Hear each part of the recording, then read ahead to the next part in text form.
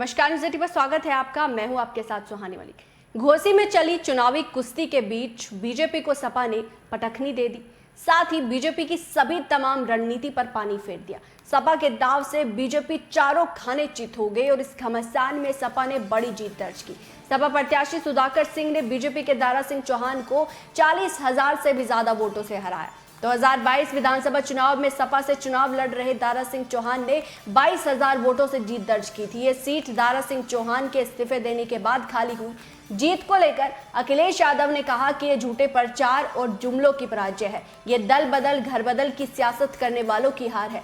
उन्होंने कहा कि यह नतीजा बीजेपी का अहंकार और घमंड को चकनाचूर करने वाला है। ये ऐसा चुनाव है जिससे जीते तो एक विधायक है पर हारे कई दलों के भावी मंत्री है। इंडिया टीम है और पीडीए रणनीति। जीत का हमारा ये नया फॉर्मूला साबित हुआ है। घोसी की जनता को धन्यवाद, सुधाकर सिंह को जीत की बधाई। बीजेपी की हार पर ओपी राजभर ने कहा कि जो रिजल्ट आ रहा है हम उसका स्वागत करते हैं।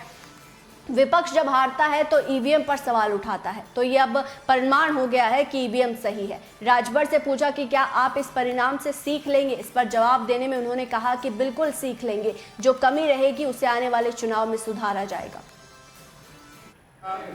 ने जो फैसला दिया है, जो रिजल्ट आ रहा है, हम उसका स्वागत करते हैं। और एक बात जरूर कहूँगा कि ईवीएम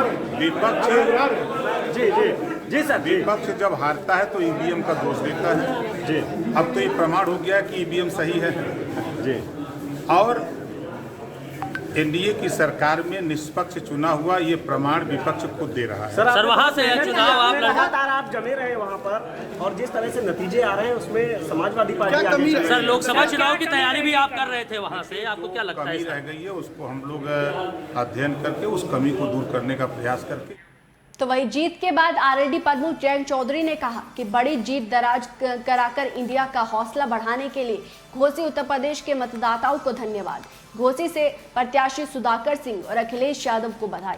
शुरुआत में बैलेट काउंटिंग में बीजेपी के दारा सिंह चौहान ने बढ़त बनाई, लेकिन ईवीएम से काउंटिंग शुरू होते ही सपा के प्रत्याशी सुधाकर सिंह आगे निकल गए। इसके बाद हर राउंड में जीत का ग्राफ बढ़ता गया।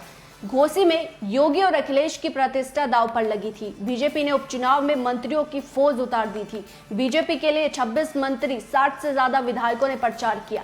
सीएम योगी आदित्यनाथ ने खुद एक चुनावी जनसभा की। बीजेपी ने पिछड़ी जाति के वोटर्स को साधने के लिए ओपी राजभर, निषाद को साधने के लिए संजय निषाद, कुर्मी वोटर्स को साधने के लिए एके शर्मा और ब्राह्मण वोटर्स को साधने के लिए डिप्टी सीएम ब्रजेश पाठक, मुस्लिम समाज के पसमादा वोटर्स को साधने के लिए दानिश आजाद अंसारी को घोसी के रण में उतारा। अब देखना यह भी होगा कि क्या घोसी हार के बाद बीजेपी जो अपनी रणनीति है वो बदलेगी या फिर 24 के लोकसभा चुनाव में एक बार फिर से कुछ इसी तरह के नतीजे एनडीए और गठबंधन के बीच देखने को मिलेंगे। बहरहाल इस रिपोर्ट पर आपकी क्या राय है, आपको क्या लगता है, वो जरूर कमेंट बॉक्स में बताएगा। मेरे साथ फिलहाल इतना ही, मुझे दीजिए इजाजत। नमस्कार।